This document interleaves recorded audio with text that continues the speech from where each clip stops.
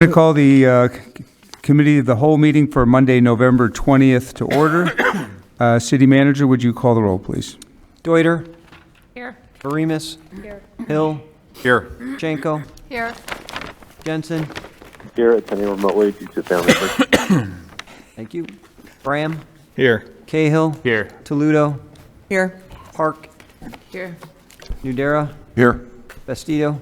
Here. Nardini. Here. Brennan. Present. Irby. Here. 14 present, 0 absent. 14 present, 0 absent. We have a quorum. City Manager, did anyone sign up for a public comment for the Committee of the Whole meeting this evening? No, Mr. Mayor. And is there anyone in the audience that would like to make public comment this evening that have an opportunity to do so? Seeing none, we'll move on to business before the committee. City Manager, may I turn it over to you for any introductory comments before we get started? Yes, thank you. So tonight we have some guests with us. We have our library director, and we have a substitute for our library board president, and I'll let Mary Beth introduce Mr. Shanklin. So we will start with the library, and we'll proceed through fire, police, everything that we have here. Certainly it's our hope to get as far as we can. We have been working on the circle back items that we have so far, and so as the policy goes here, as we practiced, we're happy to answer any questions tonight, and those that we can't, we'll get back to the alderman. All right, so we'll be on page 3-1, and are we turning it over to? We are. Mary Beth. Very good. Welcome, Mary Beth. Hi, everyone. I am here tonight representing the library, and with me is Bill Shanklin. He's a library board member. Our board president, Marcia Baker, is ill tonight, and our vice president has guests in from out of town.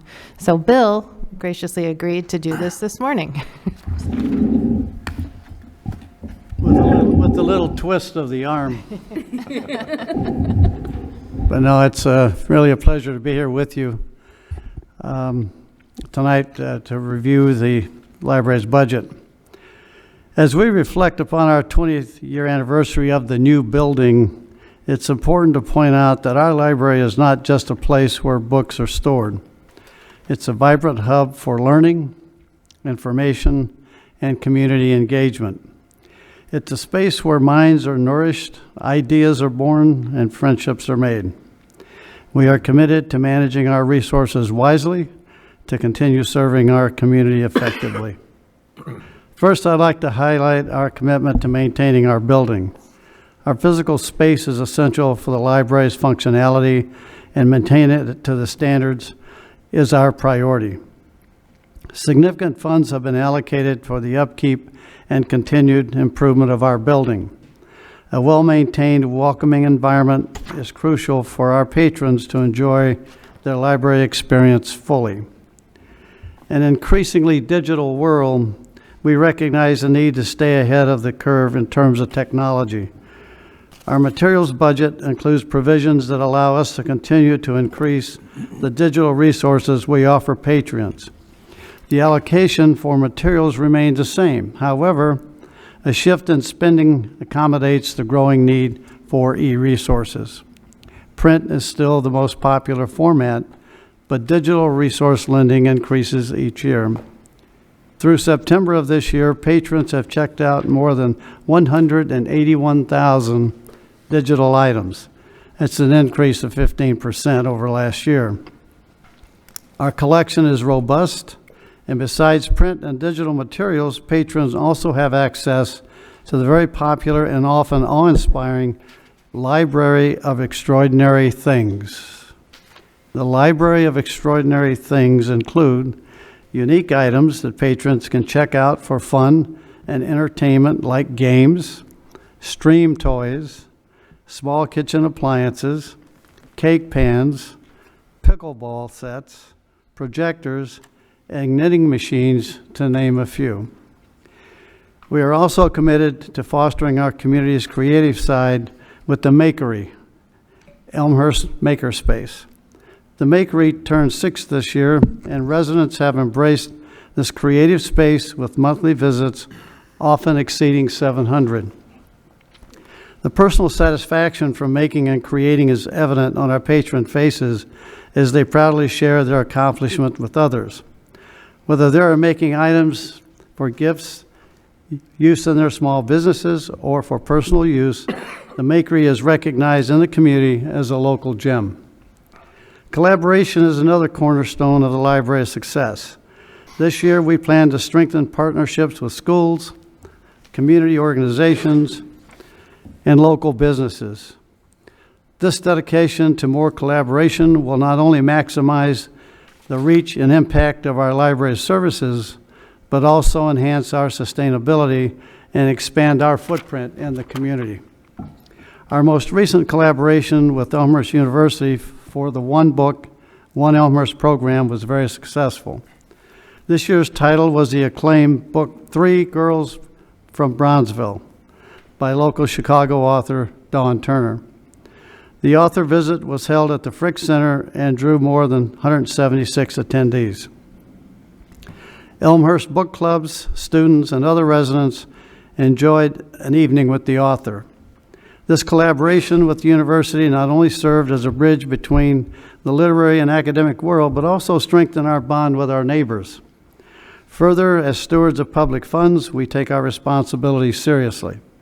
We continue to streamline our operating costs for improved efficiency to ensure that tax dollars are used wisely. The budget before you includes 1% increase in the tax levy.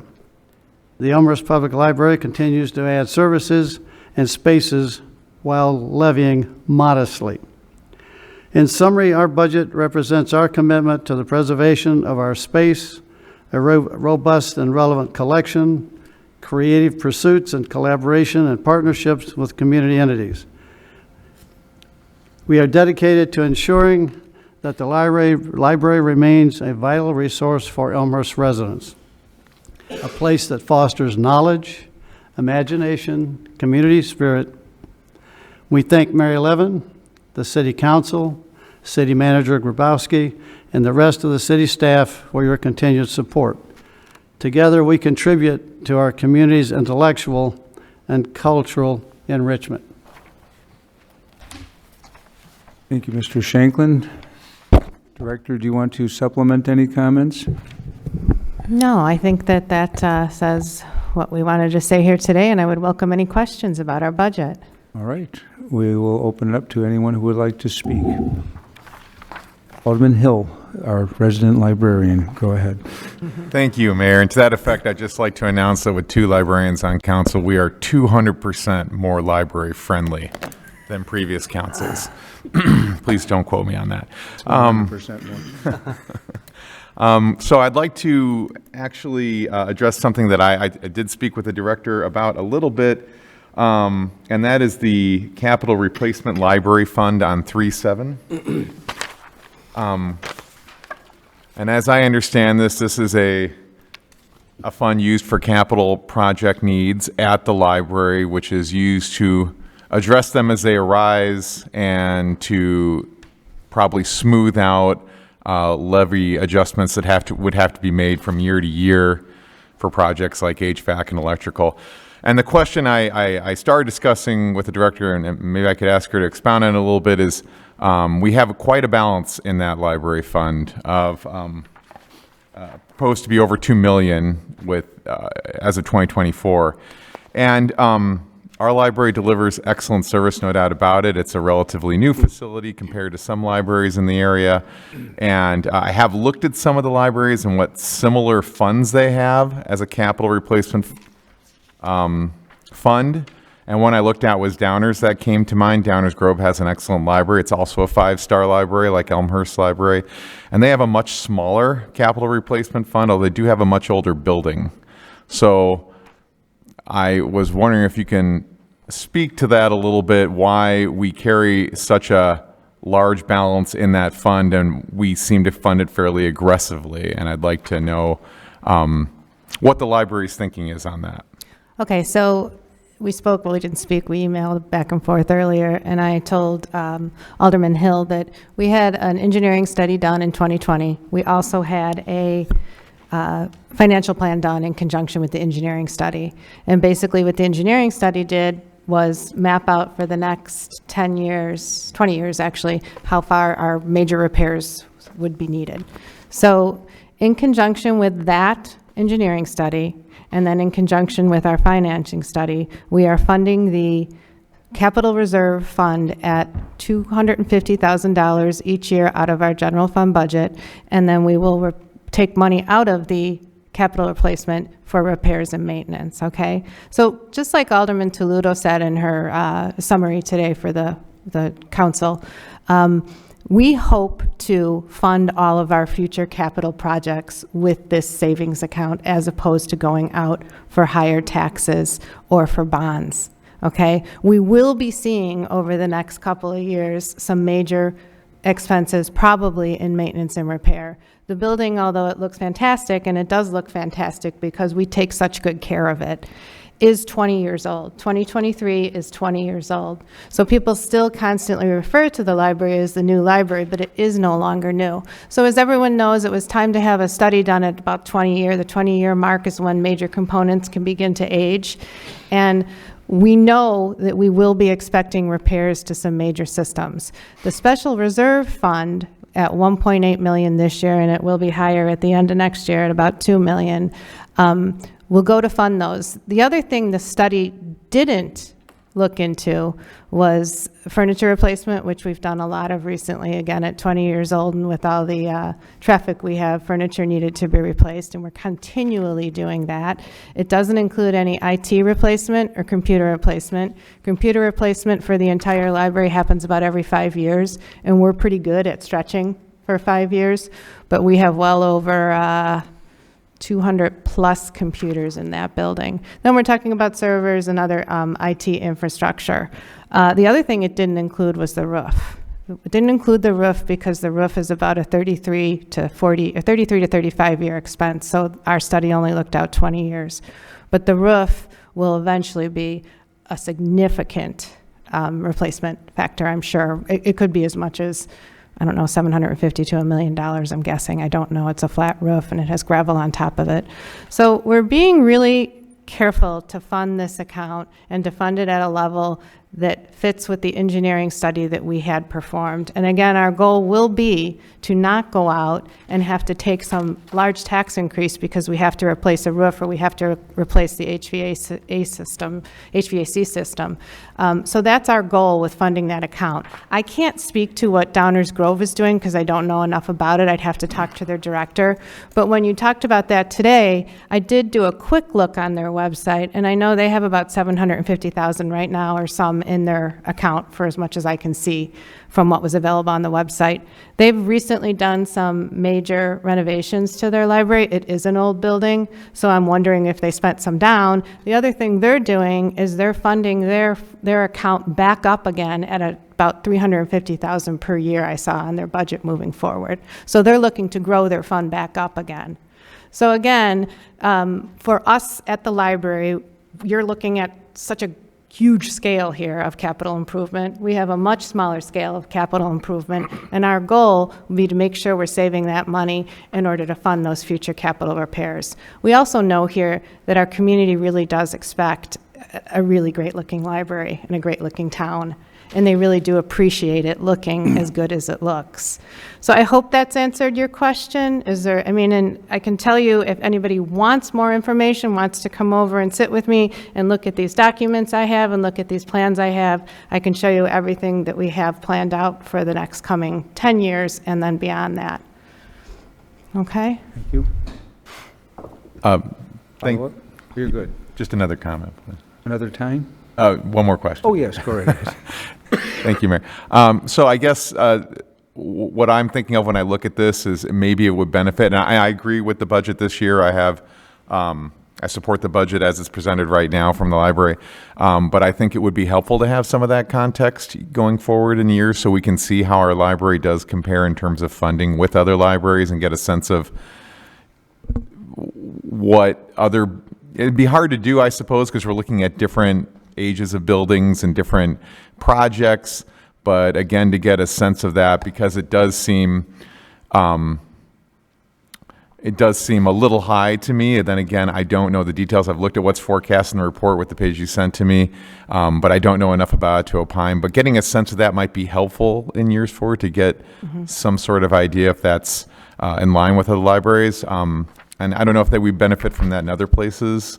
I hesitate to ask for comparables when it comes to libraries, but it's always helpful to have that context. So we do a lot of comparing with libraries, and there's lots of surveys out there, and nothing is all public information, as you know. So I can look out there and see a lot of comparison as far as salaries go and as far as other operating expenses go.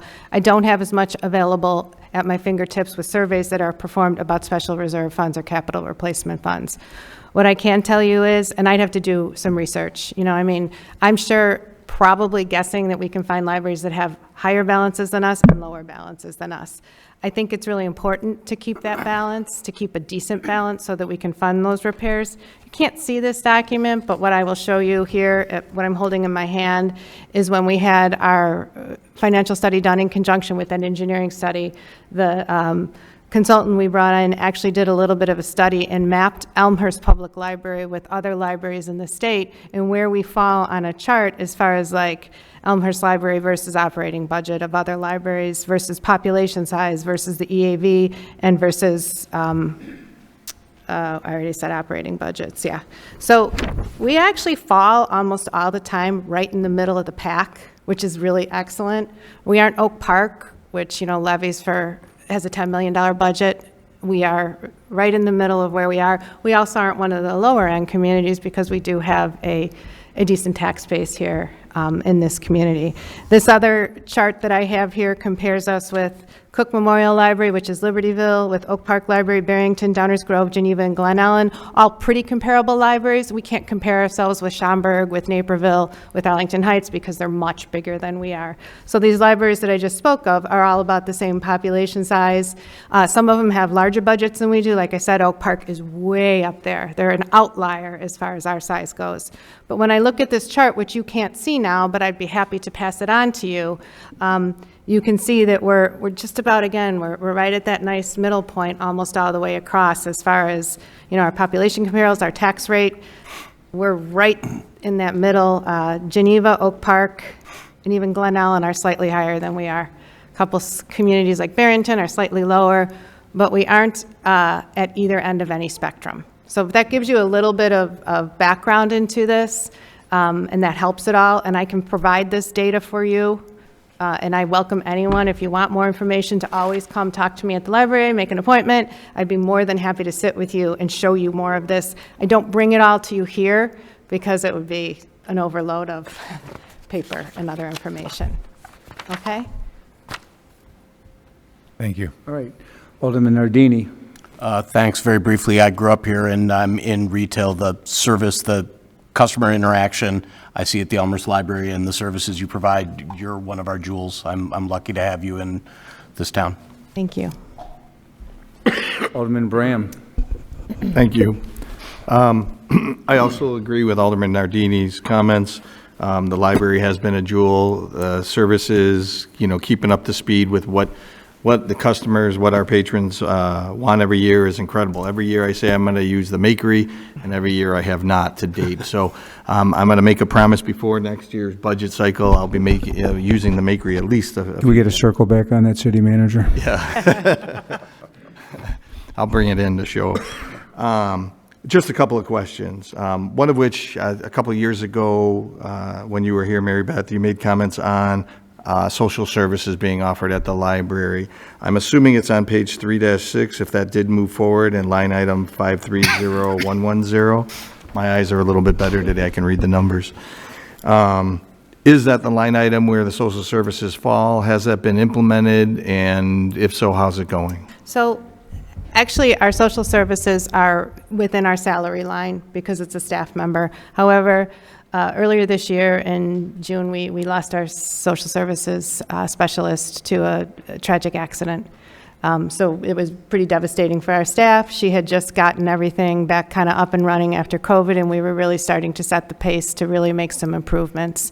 So that was quite a blow to us and our program. She was also very unique because she was not a master's in social work, she was a bachelor's in social work. So she was able to split her time at the library between doing social service work and also serving patrons in a more traditional library sense.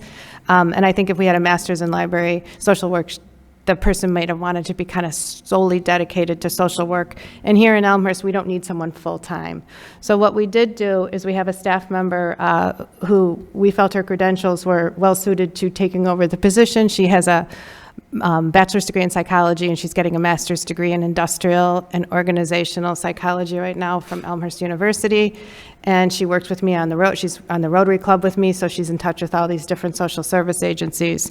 And what's been really interesting is she just took this position over in October, and she's already helped a patron who is reintegrating into the system after serving time to find a job locally.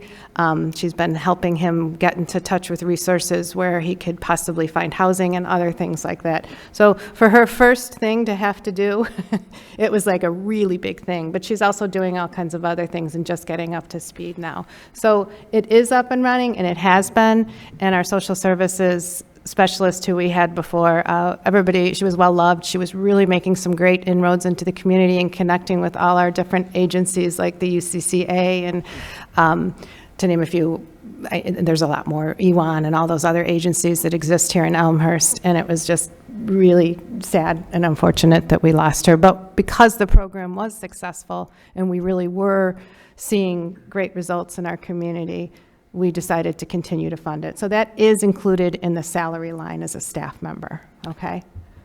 If I may.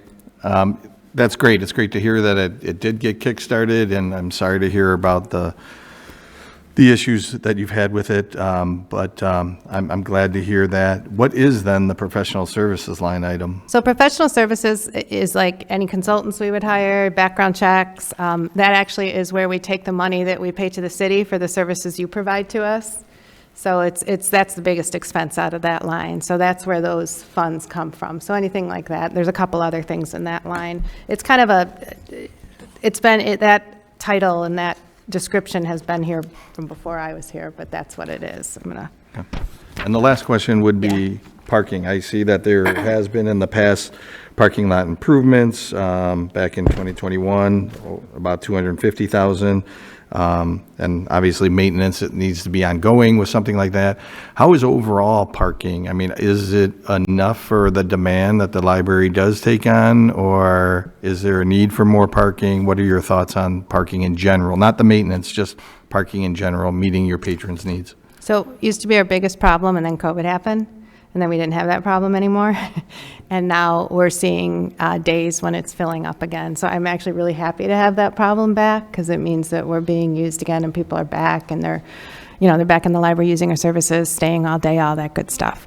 Right now we're okay. We also rent out space from the museum, and we rent the lot from the city where our staff park. So right now it's okay, and we'll just continue to see where this is going. The interesting thing with lots of people use the library, and lots of people use the library not to check books out either. They might be doing that, but they're using the library for all different reasons. A lot of working people, a lot of people just there for fellowship and other things. But the increase in digital lending too, I think possibly is cutting down a little bit on some of the traffic in and out of the library. We're going to hit over 500,000 visits this year, but I do think some of those digital increases, people just being able to download right from home, are probably helping some of that traffic a little bit. Great. Thank you thank you and your staff for everything you guys do. As others have said, it is a jewel, and 2024, I will be in that makery at least once. We'll remember, Alderman Brown. We'll make sure you do that for sure, right? Alderman Toludo. Thank you. Thank you for being here tonight. Your comment on the digital lending, and your comment in the overall comments about increasing not the materials budget but the balance. Could you just give a little explanation to those of us not librarians? I am one of the people that uses your digital services, and I don't understand why sometimes a book that I would like to check out isn't available. I'm like, of course it's digitally available somewhere, but you must pay subscription fees, and you have to make choices about what type of content you host, and how will the increase or the change in your budget allocation help you do that? So right now, as of September, actually as of October, end of October, our digital material circulation was $202,000. We have about 172,000 digital items, increases every year. The difference between digital material lending, though, and regular material lending is really not that different. So publishers sell us digital materials, and we can only lend them on a one-to-one lending ratio. So it's just like a book. So if that book exists digitally, it can be lent to one person, and then we have to get it back, and then it goes to the next person. So if we have a really popular book, we have to buy sometimes 7 or 8 copies of it in order to fit the demand. The other thing that happens, that's happening in the publishing world, is that the publishers charge libraries a lot more money than they charge you as consumers. So you can go on Audible, or you can go on, I don't use the other ones, Amazon or whatever, and you can purchase a book for $17. That same book might cost us $70. So publishers do not charge us the same that they charge consumers, and we have to lend those items just about one-on-one. So that's why you have a wait sometimes, and they're much more expensive. The other thing is the items we purchase have a life cycle, just like a normal book would have. So if that item has circed 45 times, if it were on the shelf regularly, that circulation of 45 times, the book might be kind of beat up, and we might have to like get rid of it and purchase a new one. The publishers are thinking that's the same thing with digital publishing too. So publishers are going to make money, and that's just the way it is. So we have a much more robust collection than when it first started out a few years ago. Libraries have been kind of grappling with this issue for years now, and publishers still haven't figured it out either, but they need to make money, they're going to make money, and we're going to pay more than what an average consumer does, and we can't buy that one book and lend it thousands of times. So that's, I hope that answers your question. Yeah, thank you. Yeah. Alderman Brennan. Thank you, Mayor. So my wife has been a long-time user of the Makery, probably 6 years, if it's opened 6 years ago. It's awesome, and I had the experience, unlike Alderman Bram, in 2023 I did use the Makery for a little project I did for a tailgate for the Chicago Bears, so beautiful huggy, koozie I should say. So it's well worth the investment, Alderman Bram. I do have a question, though, on page 3.4. Really, all the lines under charges for service, it's not material by any stretch of the imagination, but particularly, the library fines and fees sort of jumped out at me, going from, $3,500 to $23,000. I'm glad my kids aren't actively using the library. Maybe that would be a reflection of them, but I'm curious what's going on Which there. line are you on? So that's a really good question, because we aren't even charging fines anymore. So That's what I thought too. Okay. So let me clean that up for you there, or straighten this out. So library fees is supposed to say circulation fees. I just talked to Ryan about this today, and they're going to straighten it out on the thing. So library fees has changed actually just this year to circulation fees. Circulation fees is like anything that people pay for. If you lose a book, even though you don't pay fines on anything that's overdue, you do still have to pay replacement fees for an item. So things like that go into that. Any other charges, I'm trying to think of other things, but anything circulation is anything checkout, fees go in there. And mostly it's lost and replacement items, stuff like that, damaged things, because we don't charge fines anymore. Collection agency fees, some people go to the collection agency. And then, so that's circulation fees. So that's why that is $10,000 now. Then the next line is copier revenue.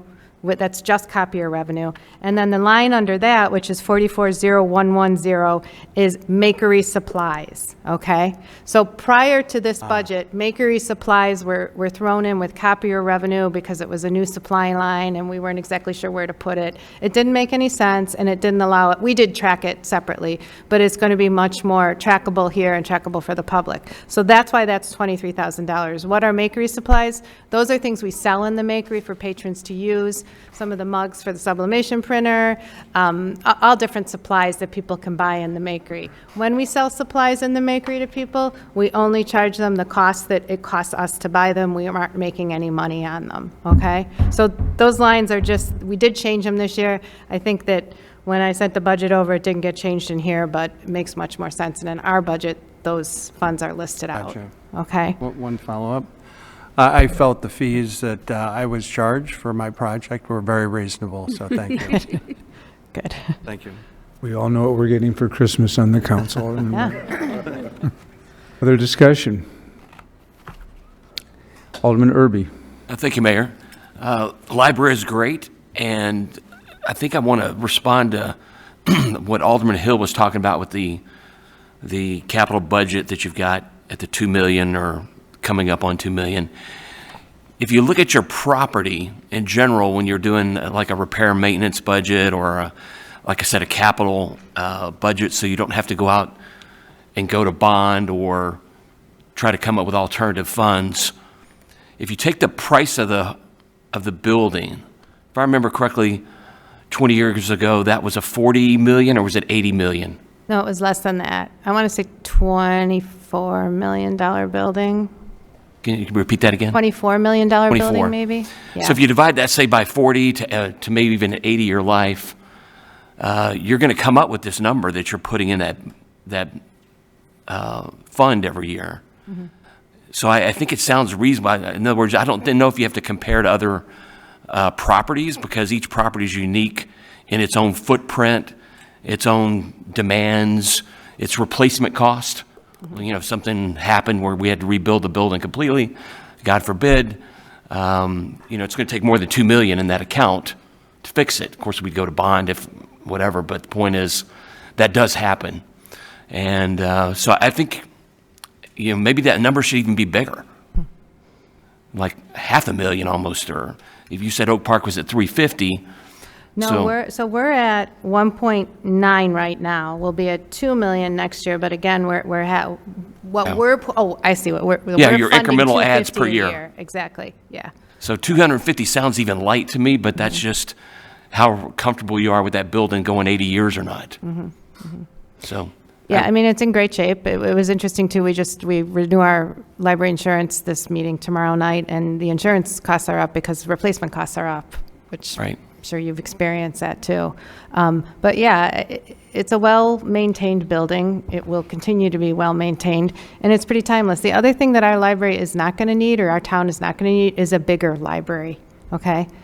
We are big enough. We're big enough for the population size that we have. We're big enough for any new population size we're going to get, because as we know, it's not going to grow by, you know, some huge amount. So our library is plenty big. So what we need to do is keep on maintaining it, make sure it stays in good shape for the next 30 years and beyond. And it is in great shape, but again, it's because we've maintained it so well. So the study that we had done really does detail out how much money we're going to need each year in that fund. And even though we're not taking all those repairs every single year just because it says, oh, the HVAC is going to go out next year per its life expectancy, we're not going to replace it until it needs to be replaced. But we do know that eventually it will. You know, we're replacing all of our sump pumps next year. Our sump pumps are huge, major, you know, they're not like our house sump pumps. They're huge sump pumps in that basement. So we're replacing all of those next year because we have to keep up with all those systems.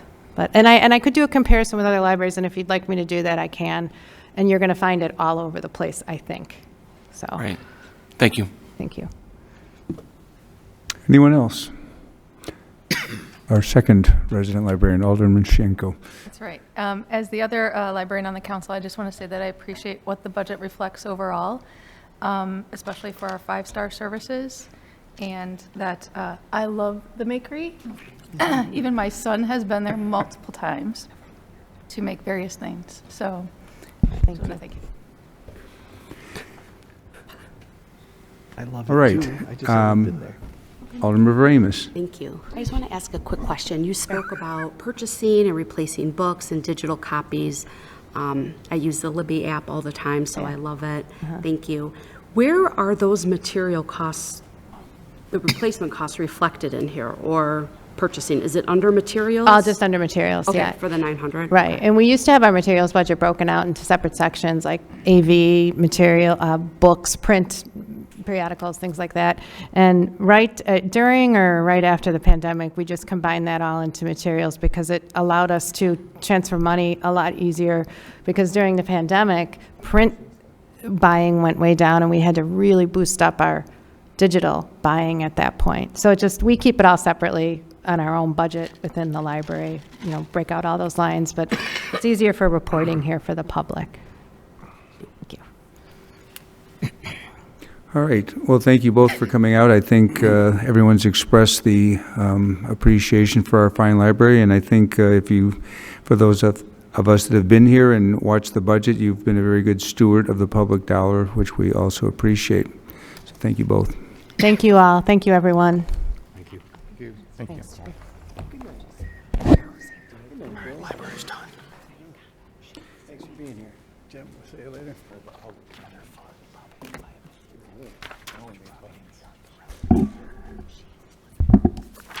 Thank you, Mayor, Council. Next, if you turn to page 2-38, move into fire protection. With us tonight is Chief Dufert and Deputy Chief Reynolds to talk a little bit about the department's successes, the goals, and of course, answer any questions that you might have about the budget. We're supposed to go easy on them because it's the first year, or? That is up to you and the council, Mayor. I said to the chief earlier, we'll see how long the honeymoon has been. Thank you, Manager. Seeing as though this is my first budget process, I do want to thank the manager, the assistant manager, and Director Coyle with all their help in trying to get through this. It's a big task, and just making sure that we get it correct is very important. Good evening, Mayor Levin and City Council. Thank you for the opportunity to present the 2024 budget. The last 6 months, becoming interim and then promoted to chief, have been a great experience. With your support, the relationship with the fire department has grown in a positive direction, and look forward to the future. Before getting into the budget for next year, I would like to share some of the significant accomplishments over the last year. To provide a superior level of service and to protect property takes a large commitment. The support you have given the department allows us to provide that service. As of today, the department has responded to 6,233 calls for service. At this time last year, the department was responding to 6,101 calls for service. Of those, 65% were EMS-based calls and 35% were fire-based incidents. This is an average of about 590 calls per month, or about 19 calls per day.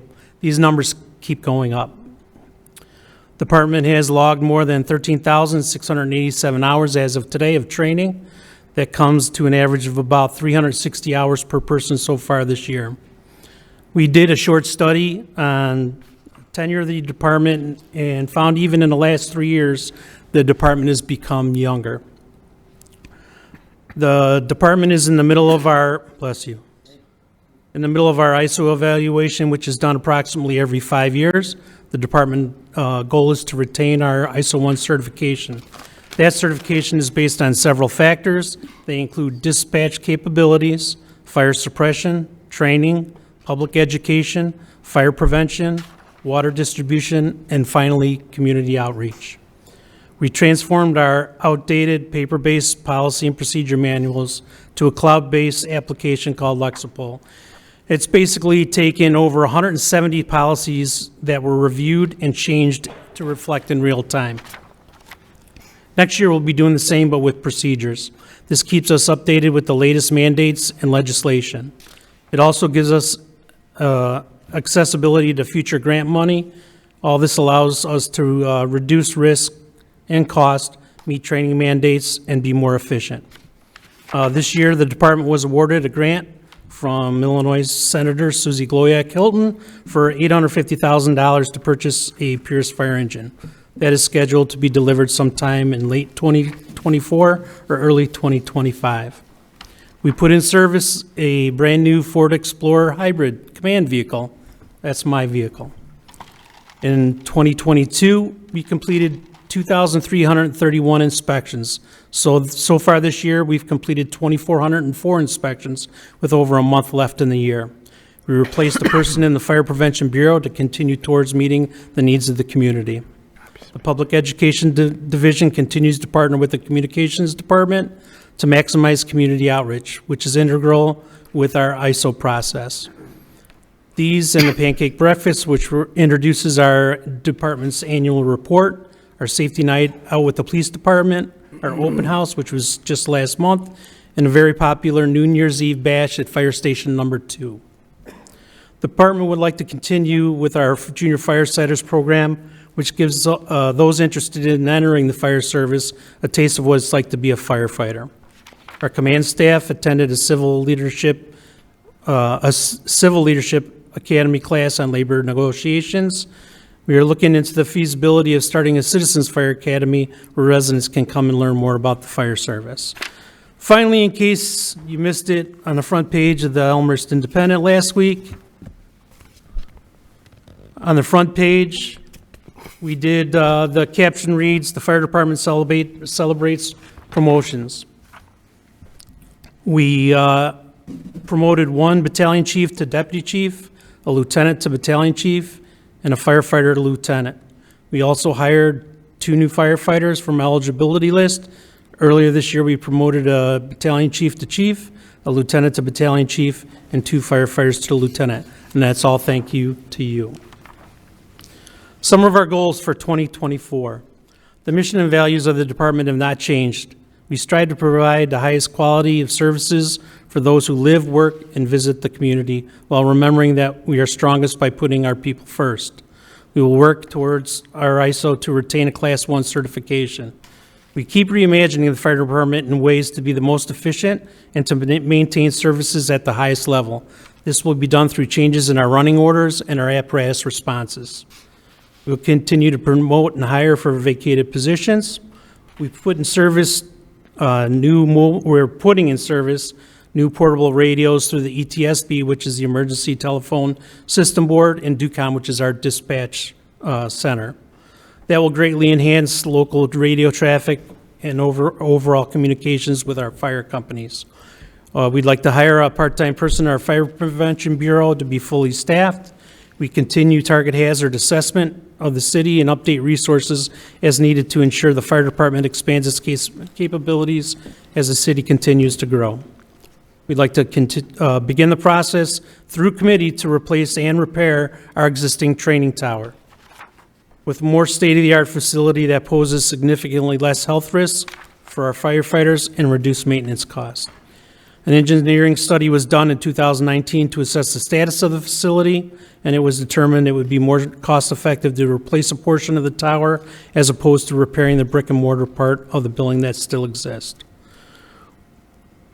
We will be putting in service 2 replacement vehicles. One is Battalion 1. This is our main incident command vehicle and usually first command vehicle on the scene for any given incident. The second is the Deputy Chief's vehicle. This is also a backup for Battalion 1 that's used in case we have multiple incidents. We continued to work with our MABUS mutual aid box alarm system partners to keep assets up to date and deployable to anywhere in the county where needed. This is crucial as it disperses essential equipment throughout the county that is shared when an incident occurs. This is mostly specialty equipment that responds to hazardous materials, technical rescue, which is rope, confined space, trench, and structural collapse, dive, swift water, homeland security, and task force call-outs for major incidents. If I could get you to look at page 2-38 in the budget under services, you'll see on there item number 530115, which is our memberships and subscriptions. There's a substantial increase with the addition to our cloud-based policy and procedure manual, our MABUS dues, which are one of the lowest in the state right now, and continuing to, with that, keeping up to date. On that same page, the next item, 530120, is employee training. Like I said earlier, we did a short study of our department and found that in the last 10 years, we've gotten younger. In the last 3 years, we've gotten substantially younger, which equates to basically training our individuals to meet the need of the changing landscape of the fire service. With the introduction of more and more technology, it changes the methods and the approach to responding to these emergencies. Some of the qualifications we acquired this year: vehicle machinery technician, fire apparatus engineer, vehicle machinery operations, rope operations, fire service vehicle operator, hazardous material technician, and RIT operations, which is Rapid Intervention Team, which is a intense 1-week class on making decisions in fire situations. And then finally, line item number 530420, which is the First Responders Memorial. You'll see a budget item of $200,000. That's the goal for a fully complete the memorial as conceptualized. We have already raised more than half of the money needed to complete the full project. As early as last Friday, we secured an in-kind donation just to lay the bricks at the memorial, which is probably going to be in excess of $10,000 to $20,000 worth of work. We look forward to continue raising funds needed to complete the project. With that, if you have any questions, I'm more than happy to try to answer those, and if not, I'd be more than happy to get back to you. Chief, the memorial, that's targeted for 100%? 100%, correct. And conceptualized, we've, we have enough money secured right now to get the base sculpture, which was the beginnings of this, the $200,000 to do everything we want to, which is doing a hardscape, circular brick paver patio with a seat wall behind it. There's going to be some lighting involved and a small sidewalk. One of the other things that we're doing is selling bricks, which will raise money towards, purchasing and maintenance of the whole thing. Thank you. Alderman Brennan. Thank you, Mayor. I have 3 questions, if I might. Okay. Chief, congratulations with all the promotions and getting your team, fully staffed. That's super exciting. So very happy. It is for us too. Thank you. Yep. All right. So I'm on page 2-38. You mentioned the First Responders Memorial, which is item 530-420. So if we're raising 100% of the funds, why is it necessary to have it as a budgetary item of $200,000? So there's also a revenue line item on 2-8, so that accounts for the donations that would come in as revenue and the expense in the fire department budget. Thank you. All right, that makes sense. Second question is still on the same page, 2-38. The building maintenance, which is 530-605. I see that's for some HVAC units and water heater, et cetera, for $200,000. So are those broken now, or they're just up for replacement? Those are up for replacement. A big portion of that money is for possible repair. We wanted to keep it in the budget for the western wall at Fire Station Number 1 was evaluated, and there's a possibility that that may need a substantial amount of money to fix the brick and mortar. We got it tuck pointed this year, and we're hoping that that is going to suffice, but we wanted to make sure that we kept that in the budget in case we needed it later on. So is all this maintenance at Station 1? Some of it is at Station 2. Okay. The hot water heater, I believe, is at Station 2. All the rest of it, the 2 HVAC units and the HVAC upgrades are at Station 1. Awesome. So my last question's on page 2-41. I heard you mention vehicles, but I don't think they were, new trucks, F3, F4. What are those trucks again? The one in here, it says that 2 new trucks. Basically, that's for the engine that we're purchasing, and then the other is not a new vehicle. It's for refurbishing one of the other engines. Got it. Okay, thank you. Sure. City Treasurer. So I see we have the hire additional fire prevention inspector. How's the rest of the headcount? Is there other hires or other vacancies you're looking to fill this year? No, just the one fire prevention, and then just become fully staffed for the fire department. Very good. Thanks. Alderman Toledo. Thank you, Mr. Mayor. I'm going to go back to the truck question Alderman Brennan asked about.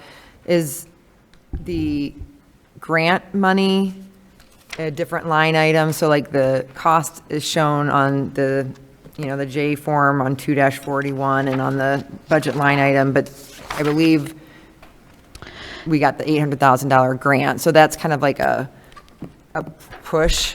Yes, so the $850,000 grant is on 2-6, and the general fund revenue is under the grant section, state grant. Okay, so of the increase shown on 2-41, of the $400,000 in the proposed budget for 2024, is that increase the refurbishing, or is that the 800 and then can you just explain, or is some of that in Sure. 2025? So the 2024 proposed budget of $914,000, $850,000 of that is the fire truck. So the remainder is the other vehicles that are in the CAB, the vehicle sheet, which is back in the CAB section of the budget. So even with an $850,000 grant, we're still spending an increase of $400,000 compared to the prior year's budget. Yes, if you recall, last year at this time, we were talking about the jump truck vehicle, the squad, the rescue squad. We did not know about the grant that was coming our way at that time that Senator Glowiak Hilton has got. So that's why the budget's increasing, because last year we were talking about just doing the squad to help save miles on the other vehicles. Now we've focused on the engine purchase, and the chief and deputy chief are going to evaluate that squad as we continue to move forward.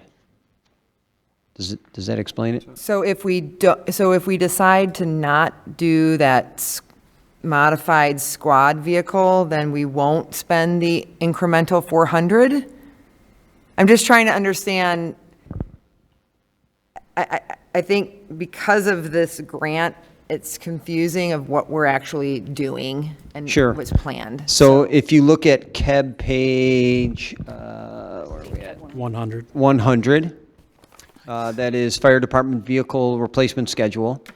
You'll see in 2024, we have two items. The first is for F3, and that's $50,000 to refurbish that vehicle to get some additional years out of it until we have to replace it. And then the second one is the City manager, replacement. that's the 50,000, just so I'm tracking with Yes, you. the 50,000. And then the next line, the vehicle F4, which is the E1 Cyclone currently, that's the $864,000 to replace that. Of which we have 815,000 in grant dollars.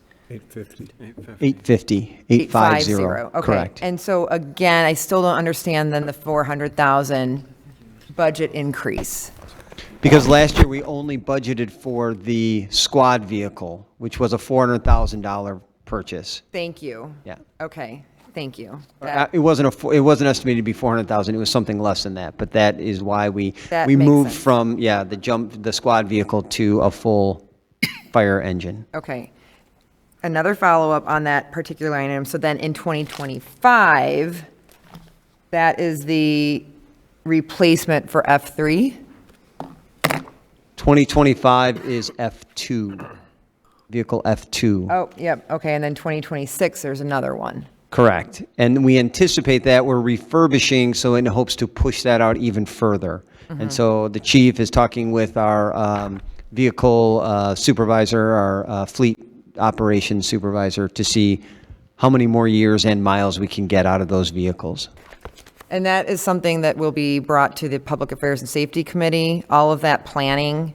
I understand it's in the budget, but these are back-to-back-to-back years of major vehicle replacements that we probably won't get another grant for. So that evaluation, do we need to ask for that to go to committee, or is that going to definitely go to committee for that overall plan? That's something that staff would take to committee on the overall plan of how we're going to replace vehicles. Once we go to bid on them, though, we go to the Public Works Committee with that. Okay. But we'll have a plan from the Public Affairs before it goes to bid. Correct. Chief, I know we talked, for those that were here, we had the squad, we kind of changed direction kind of quickly. So we're really evaluating, and I think from before the time you came in, we sort of saw that maybe the anticipated expenditures weren't really in the budget yet in terms of what we might need. So are we continuing to do an overall evaluation of what vehicles we might use and squad or not, and the replacement cycles on the vehicles we have?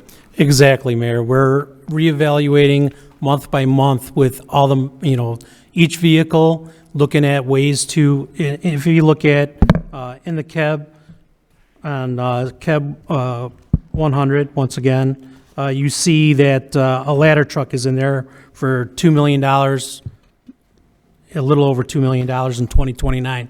We're hoping to push that out. We're reevaluating every year to get the maximum amount with these vehicles that we can.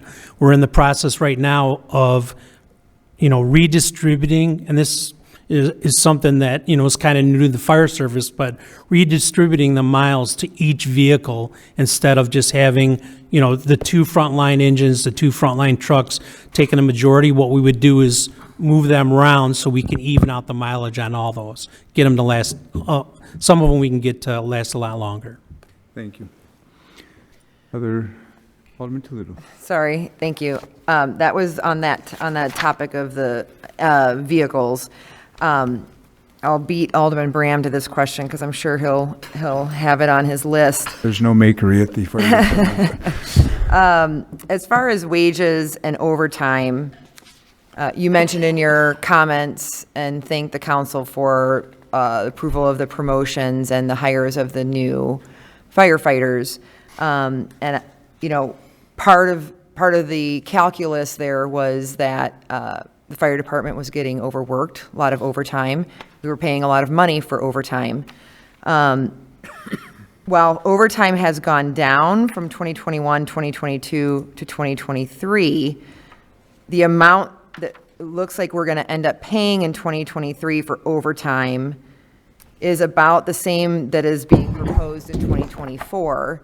Yet we are fully staffed now, and our wages have commensurately gone up to a fully staffed level. So my question is, I would have expected to see overtime go down. Can you explain why it's not? We're still short-staffed, so we still have a lot of overtime that's being used. Even with the promotions and the hires that we made, we're still short about 2 promotions and then 3 firefighters. So we're still somewhat significantly short on staff. So if you were fully staffed, then the wages full-time number would be even higher, is what you would contend? I think that's based on fully staffed. So you have a budget approval, so the 5.2 is a budget approved for fully staffed, you just haven't filled those positions yet? Correct. So then why, okay, then back to my first question. So you're asking why wouldn't overtime go down then, assuming we're fully staffed in 24 or 25? Is that your? The hopes is that will go down significantly. So it's just a matter of timing and theoretically then, if we can hire relatively promptly those paid for positions in the budget, that the estimate of the overtime will come in at the end of the year lower, and that'll just be a function of the time of filling those positions. Correct. We're going through a process right now, even just for testing for new firefighters, and it takes a while to get that whole process going. So. Okay. Okay. Thank you. Good question. Alderman Bram, then Alderman Nardini. Thank you. And thank you, Alderman Toledo, for asking my question. One less, Mayor, one less. First statement is, I appreciate everything that, fire department and the police do for the community. Obviously, we've seen things change all around us, and it does creep into the city of Elmhurst in various ways. So I appreciate everything you guys do. And with that, I'll curtail that about the First Responders Memorial. Definitely overdue, looking forward to it. And I will commit, just like going to the Makery, I will commit to make a donation there. 2 things on my list, other than grocery shopping. All right, so my actual questions. New firefighters, I know I spoke with staff about this. I believe it's not actually in the contract with the firefighters, but being an old topic of mine, ALS certified. Even though there's not anything saying that it needs to be done, are we looking for these new firefighters to be ALS certified? Is that something that we internally try to do? Right now, no. Basically, EMTB is what the certification is for our incoming firefighters. Some of them do, though, have EMTP, which would be paramedic.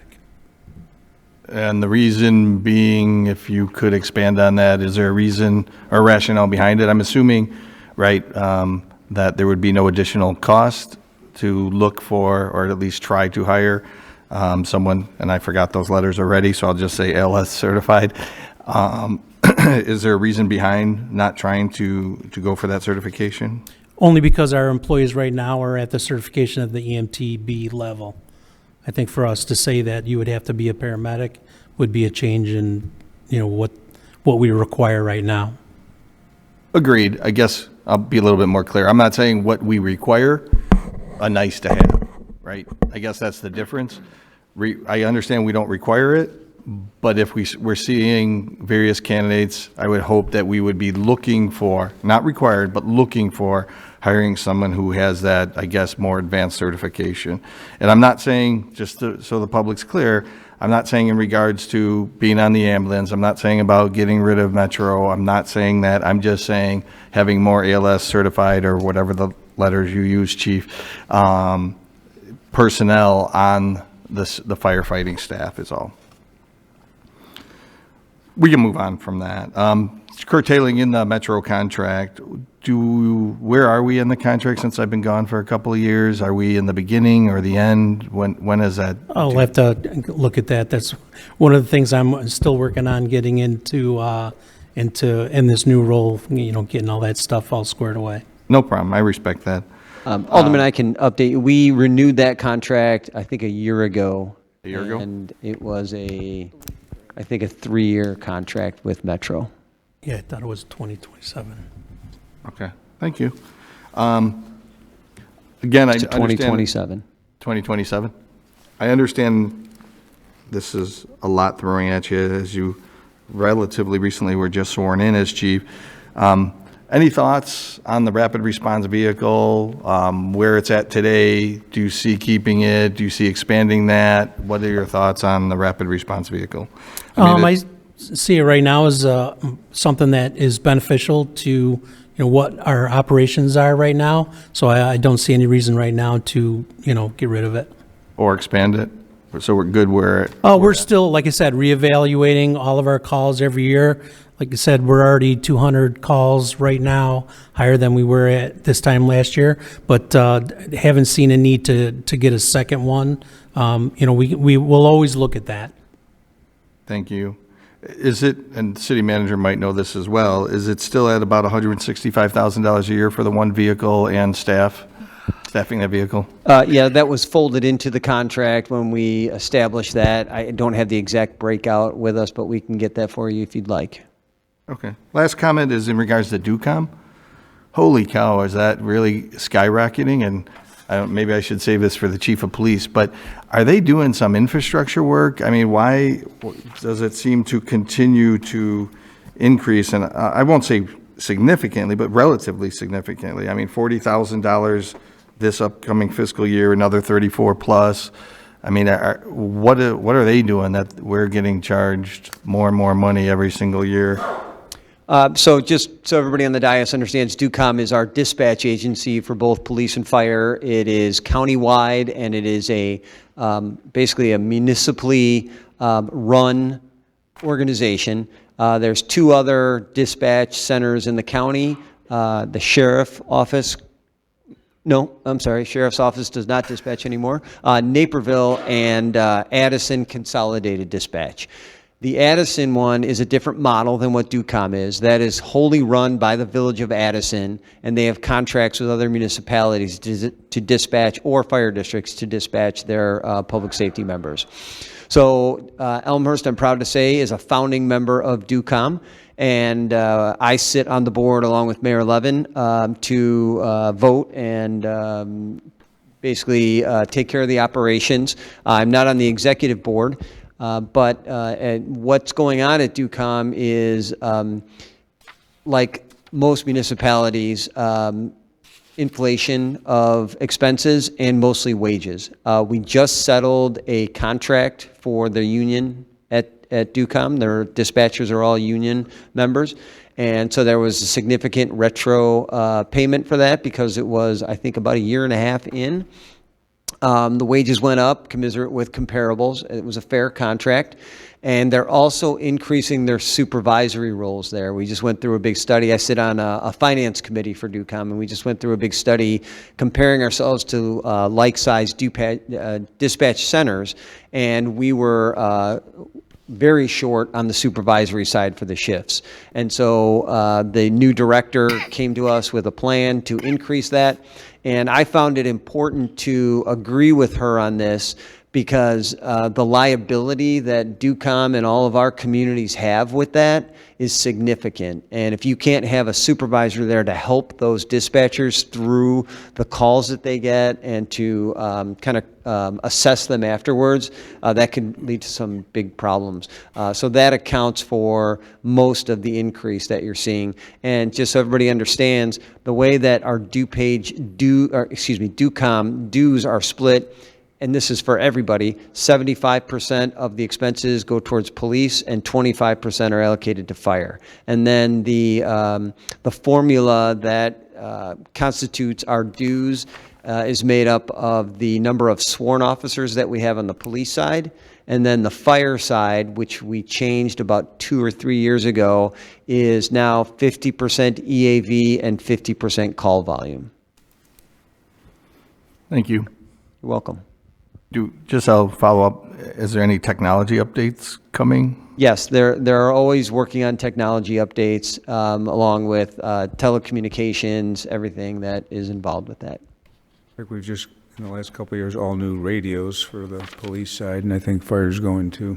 Yes, and then part of that is funded through the ETSB, the Emergency Telephone Systems Board, which is the 911 fee that we all pay on our phone lines. That's allocated to the county. The county runs the ETSB and then allocates those funds to all of the dispatch centers. No other questions. Thank you. Very good. Alderman Irby. Thank you, Mayor. To follow up on the radios with both Chief McLean and Chief Dufert. I was reading through all about the radios.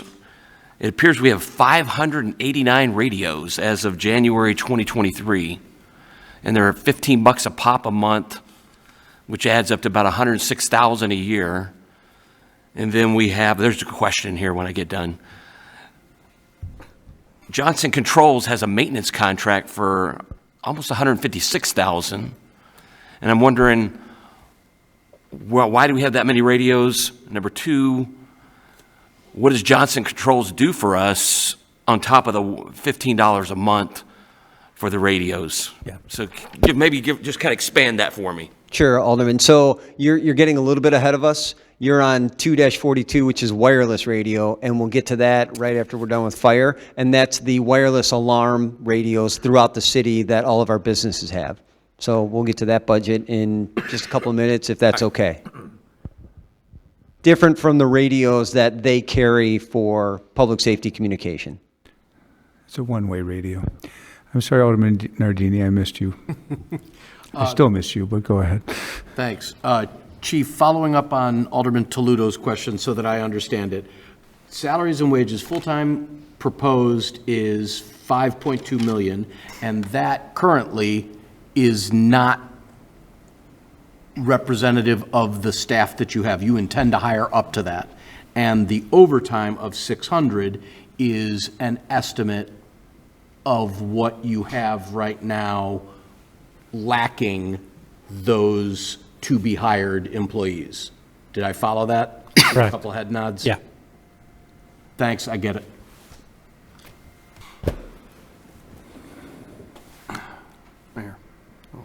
Let's see, we got city treasurer, then Alderman Brennan. And that, sorry, that head count was how many people? Because I think you said the one, but 44 is fully staffed. And what are you at right now? We're at 39 right now. 39, so 5. Okay, thank you. Alderman Brennan. Thank you. I have one comment and probably a circle back request. So, Chief, I appreciate your rethinking of how we use the assets in the department, and look forward to working and understanding the potential optimization opportunity there.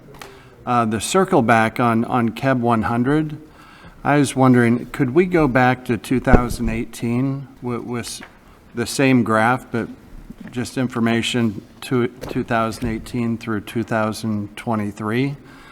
I just want to gain some perspective and appreciation for what we've done during that period of time, impacts potentially COVID is having on this category.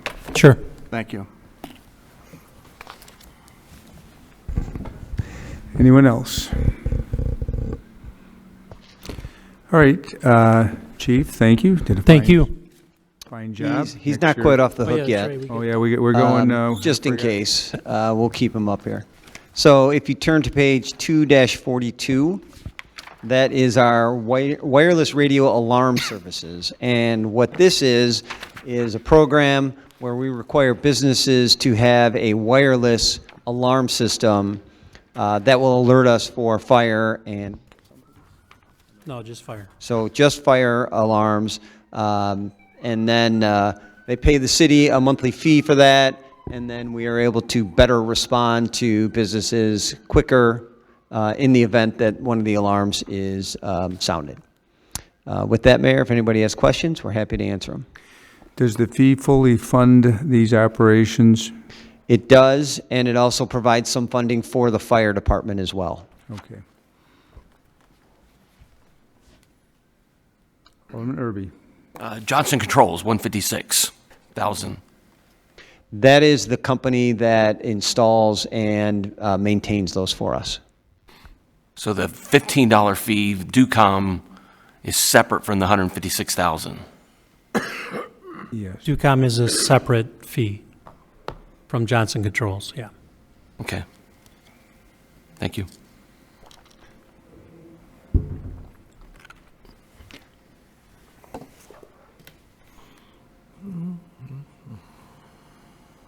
Are we talking a total maybe between the two? Yeah, it looks like the breakout for the 2024 budget for Johnson Controls is an amount of $57,222, and the DUCOM fees would be $114,855. Yeah, I just saw a contract renewal for 155 something in board docs. Maybe it's not even related, but I thought it was with the wireless radios. Could be a circle back. Yeah, we can circle back on that. Yeah.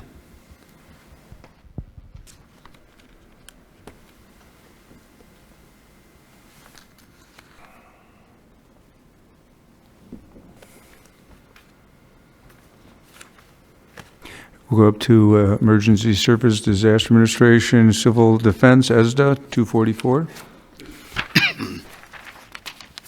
Our ESDA department continues to try to stay ahead of the curve, anticipating what emergencies could happen next, and being prepared for that is paramount.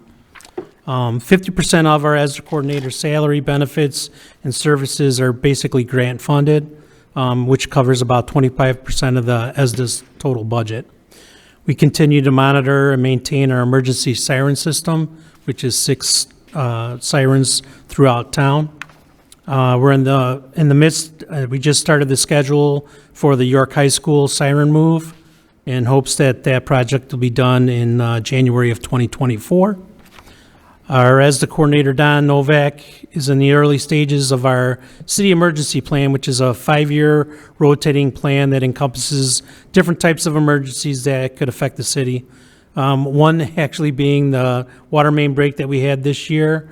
Basically, he goes through everything that we did and along with the rest of the city staff, what we can do in the future when something like that happens. It was an after-action plan. It shows best how to respond in the future. Next year's plan is a cyber security attack, which will take several months to administer and complete. This incorporates several city departments, and this will allow us to maintain our accredited community status, and that goes into getting FEMA money.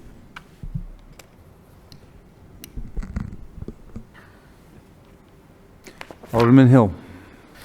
Thank you, Mayor. Just a quick question. I think this is going to be covered in a circle back that was asked at our last committee of the whole meeting, but consultant fees on this for for this particular line item. On Which line number are you on? the SDA 530100, consultant fees. Most of those are Fulton Siren, and that's the consulting fees for them to come out, they come out and check the sirens on a regular basis, make sure that there's battery backups, that those are all good. We've had some instances where, we lost power to one a couple of months ago. They come out, analyze it, and make sure that it gets back up as soon as possible. Okay, thank you. Alderman Toledo. Thank you. I believe that this is especially given that answer, this is the budget that does cover the large audio sirens if there's an emergency like a tornado or things like that. So it's my understanding maybe about a month or two ago, there was a national test of new alternate devices like cell phones, et cetera.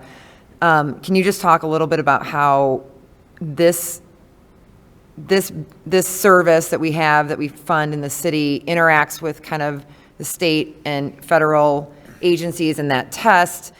And the reason I ask is that those audio alarms that we have, that we pay the 7,000 feet to maintain, I'm sure many other aldermen get. When there is an emergency, I get calls from people that say, I didn't hear it. And I know that there are specific regulations about how loud it's supposed to be and the coverage it has and all of that. But with the new format of kind of going to a cell phone or pinging, that every single human being has a cell phone in their hand now, how do they interact with each other, and how do you feel about our capability as a town working with the state and federal agencies to ensure that if there is a emergency that needs to utilize any of those methods, that we're in sync with each other and we all work together? With that, we're always evaluating all of our services. I'm not well-versed enough right now to answer that. I could definitely talk to our ESDA coordinator, Don Novak, to get more information on that. Okay. Thank you. What I would add to that is, and we've had a number of conversations about the severe weather sirens, that they are meant to be heard outside. They're not necessarily meant to be heard in your house. Thankfully, there are emerging technologies like the test that we had last month, certainly on your television. And it can work together, but it can work separately. Like, there are times where I've been on the phone with either the fire chief or the police chief when a severe weather is coming our direction, and we have trained weather spotters who see a swirling cloud, where we can then ask the county to set those sirens off. In addition, they work with the National Weather Center, and they have different protocols on when to set those off and such. Mm-hmm. But we can get additional information from Don Novak on that as well. And it doesn't have to be a circle back, but I am curious of how the administration works connecting the dots. And maybe that's something that the Don and the EDSA team should think about, is like, how does all those different pieces come together, notification go together, since that seems to be something that the federal government is working on in terms of the cell phone usage. Thank you. Anyone else on ESDA? Alderman Irby. Thank you, Mayor. The item 244, we're still in the ESDA here, and there's a line item that says other supplies, 549999. It's at $49,350, 2024 proposed budget. Is there a breakdown of that? Can you give me some inside line items? That is basically a contingency amount of money that we have set aside. In the perfect instances, the siren move that we're using this year took a majority of that money just for this siren move. Great. It's basically a contingency plan for anything that possibly could come up that is covered.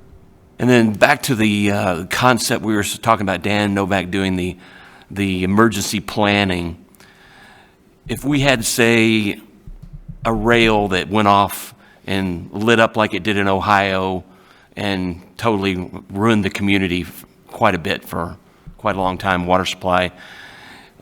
And then let's say there was I'm just pretending, of course, there's a natural gas line over on 83 that pretty much feeds all of Wisconsin, called the Badger Line.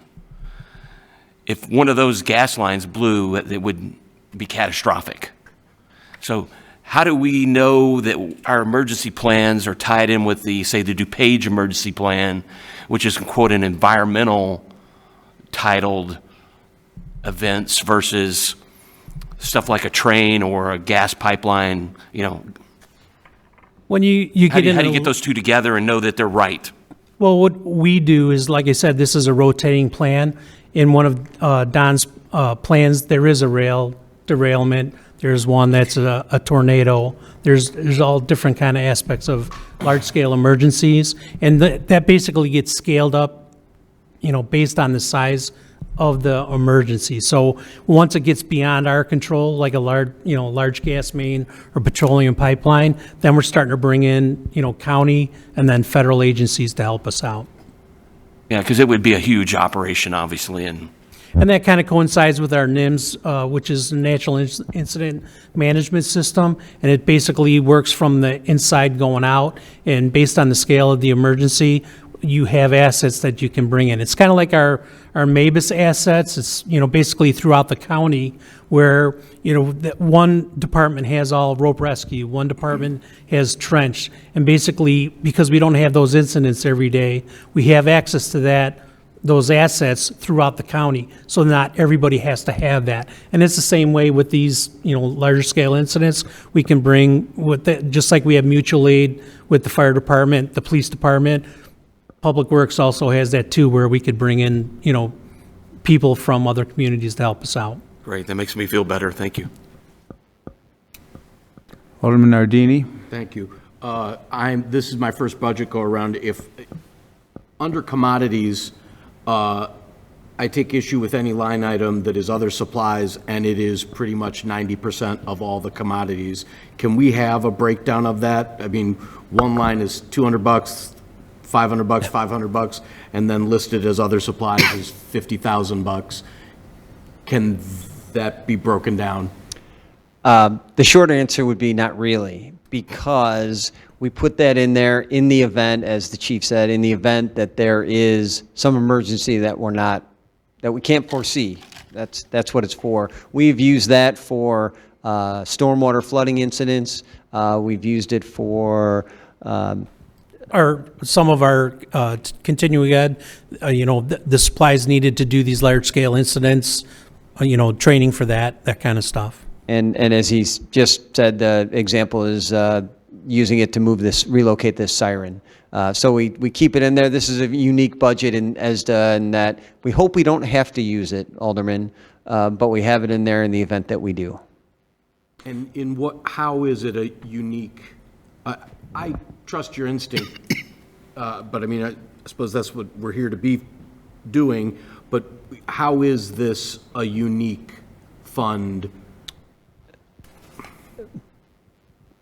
Because it's emergency planning. So we're not sure if we're going to need it or what that emergency might be. So it may be for purchasing siren or paying for additional resources to come in to help with the stormwater cleanup, something like that. I think we've used it in windstorms when we've had trees that have come down and we've had residents bring their debris to the curb, and we've used it to pay Republic to come and pick that up, or to bring in extra chipping crews in that case. Got it. Thank you. Where's the funding source for this? I mean, are there federal grants that we get that funds this? So the grants that we get for this mainly go to the salary of Don Novak. Everything else is general fund. Right. Okay. Anyone else? Are you going to do the police department too? If you like. Not this year. Yeah, not this year. All right. Thank you, Chief. Thank you, Chief. Thank you. So it'll be on 2-45. Yes, sir.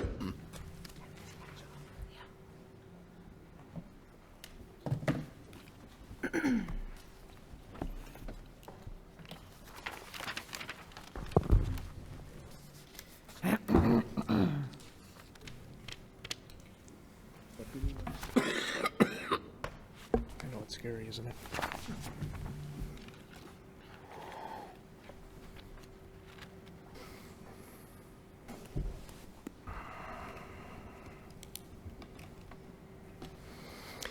Mayor Levin and the members of the Elmhurst City Council, I am pleased to present the proposed 2024 budget of the Elmhurst Police Department. This past September, I marked 1 year as your chief of police. Upon taking the helm, I engaged in conversations with residents, community groups, organizations, and the individual members of the police department. I sought input regarding our strengths, our weaknesses, opportunities for increased effectiveness, and their concerns. Using this community and employee input, command staff and I developed 5 focus areas to guide our police department's efforts as it provides the highest levels of service to our community. The first was a focus on officer wellness, building support systems for our employees so that they can provide better police services through the use of a peer support team. A more well police officer provides better service to his or her community. The second area was recruitment and retention. We established a recruitment team to focus on outreach to new recruits, plus maintain contact with the new applicants throughout the entire hiring process. We also focused on career development for current officers to increase retention. The third area was crime suppression through increased technology and officer effectiveness. Some examples of this were our recently created drone program, the addition of a second police canine, and our increased interagency cooperation in eastern DuPage County with other law enforcement agencies. The fourth area was traffic safety. We used digital speed signs, traffic data recorders, our summer traffic safety interns, and we were able to actually staff a traffic unit officer this year to address neighborhood concerns and areas of higher frequency collisions. Last but not least is our continued focus on community policing. Our outreach included our neighborhood roll call program, 2 Citizens Police Academy classes this year, our successful public safety night in cooperation with the fire department, the resumption of the DARE program, the Seniors and Law Enforcement Together program, crime prevention presentations, and an effective social media campaign throughout the year. It's my belief that both the community and the membership of the police department have embraced these focus areas and produced many significant accomplishments in 2023. As of October 1st, the police department has provided service on 32,888 incidents, a 6% increase over the prior year. Of those, approximately 43% were responses to 911 calls, and 57% were officer-initiated activities. The department filed 264 felony criminal charges, 359 misdemeanor criminal charges, and 339 citations for violations of city ordinance. This is a 23% increase over the prior year. As of October 1st, 340 FBI-defined unified crime report crimes have been reported this year, which is a reduction to the 358 year-to-date in 2022. That's a 5% reduction. Traffic collisions have decreased 1.3% compared to the same time in 2022. The police department was the recipient of being called a top 10 police department by the Alliance Against Intoxicated Motorists. They do a survey every year, and we were rated number 7 in the entire state of Illinois with DUI enforcement. This is important because intoxicated driving is one of the drivers of serious and fatal traffic collisions. The police department's social worker provided services for 95 crisis cases involving juveniles, mental illness, neighborhood disputes, and family incidents. The traffic safety unit responded to 54 traffic concern locations pertaining to speeding, stop sign, or other traffic violations, and 81 traffic details were assigned for sustained enforcement at concern locations. The department's prescription drug collection box and take-back events have collected over 540 pounds of unwanted or expired prescription medication, keeping them out of the hands of those that may abuse them or causing harm to our city water supply. The department created a recruitment team with 6 full-time officers hired during this last year, 2 part-time police officers, 1 community service officer, and 1 part-time background investigator.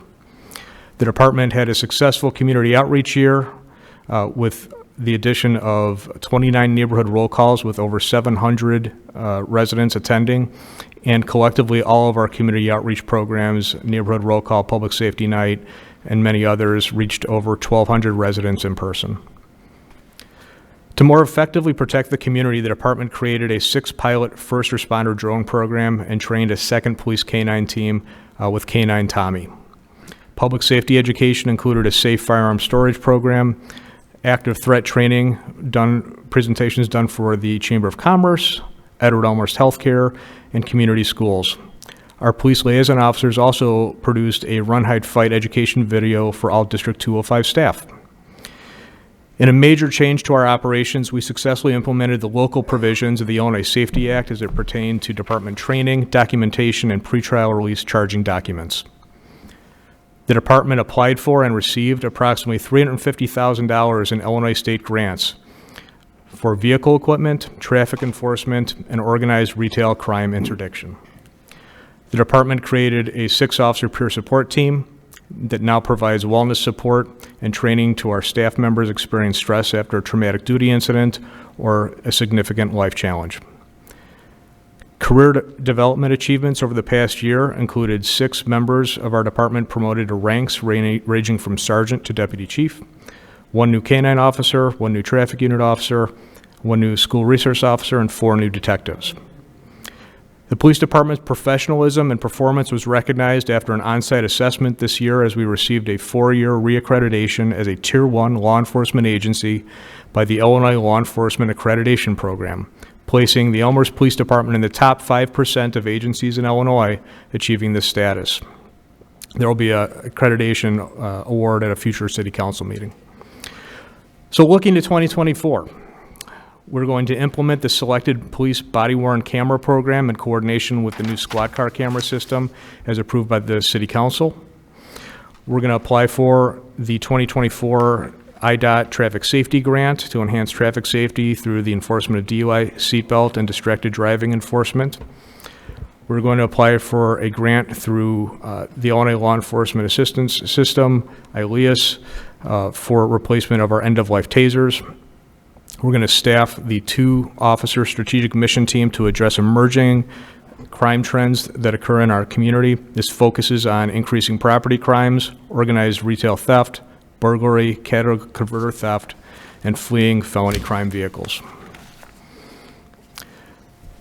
We're going to utilize the funds from the state organized retail crime grant to deploy exterior ALPR cameras at retail shopping areas within the city to reduce crime and promote public safety there. This $40,000 grant will fund 8 new ALPR locations in these areas, and they'll be managed by a real-time crime software system accessible at the police station and in officer squad cars. In the upcoming summer, we'll staff the 2-officer and 2 intern traffic safety unit to jointly address neighborhood traffic safety concerns and identified high-volume traffic areas. We also look to work with the City Council to establish a formal plan to meet the facility needs of the police department as detailed in the space needs analysis and KEB document. We'll continue to coordinate with the Fleet Division to secure replacement of police department vehicles with due consideration to sustainability. We've also noticed a trend over the last several years of an increase in vehicles that flee from our police officers and also flee into town from other jurisdictions. To assist in terminating these pursuits that occur and protecting our community, we're going to look and deploy technologies to address this growing frequency of police pursuits to protect our residents. Some of these example cases are, for instance, we're trending to have 85 fleeing and eluding cases so far this year, which is a significant increase to just 3 or 4 years ago. It's gone up dramatically by more than 100%.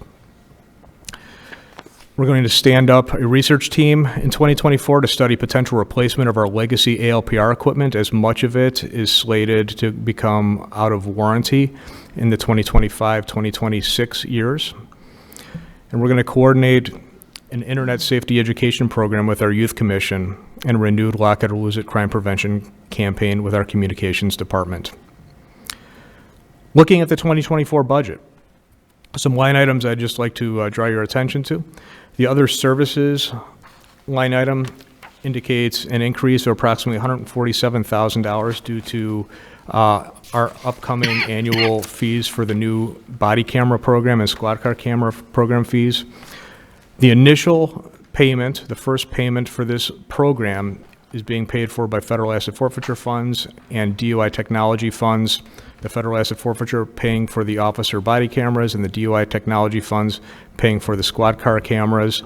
But moving forward, for the December 2024 payment, that is an other services line item. Minor equipment line item remains at the $50,000 level as in 2023 to ensure that we have funds to replace ALPR cameras that become out of warranty and need replacement to maintain coverage in our city. Employee training increases by $5,000 due to increased police academy costs.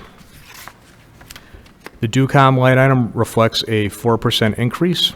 This is our consolidated dispatch center in Wheaton, and it's paid by full-time officer count per agency. Social services reflects a $1,900 reduction due to a new agreement that we negotiated with Hahn & Associates this past year. Contract staffing is an item that the majority of it pays for our crossing guard program, which is contracted through the Andy Frayne Company. We also have one contract records employee that works in our records division full-time that makes up that contract staffing line item. The crossing guard contract remains flat for the 2023-2024 school year, but will be up for a renegotiation for the following school year. Capital outlay and building improvements shows a $2 million reflected estimate for engineering and design of either a renovated or new police facility as described in the 5-year KEB, though an upcoming discussion and council action is required to identify the specific path forward. As demonstrated this year, our focus in 2024 is to continue to increase police department effectiveness, to reduce crime levels and increase public safety through hand-in-hand partnership with our residents, with our community policing philosophy. And with that, I will take any questions that you may have. Alderman Brennan. Thank you, Mayor. So I'm on page 2-46, line item 570600, vehicles. So, in 2021, 2022, relative to other years, modest spends with respect to vehicle replacement. Refresh my memory, was that a result of COVID and just simply not being able to get the cars? So, a few things played a factor in that. So in 2020, the city of Elmhurst, due to all of the influences of COVID, uncertain revenues, we didn't get police vehicles in 2020. In 2021, also to be conservative with vehicle replacement, we only did a approximate half order of vehicles. We received 3 police vehicles in 2021.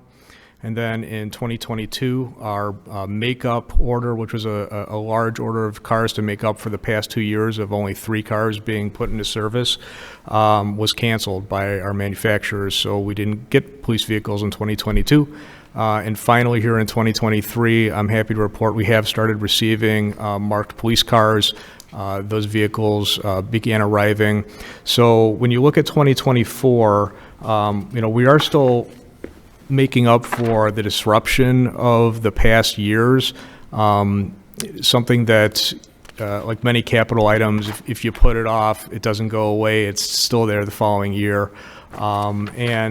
Those items reflect generally a smaller marked patrol car replacement schedule, but a detective vehicle replacement that's higher to make up for the past years because we haven't focused on detective vehicles, and many of them are very high mileage or in old age. Okay. Thank you. That's what I thought, and I think about other things that we put on hold during that same period of time.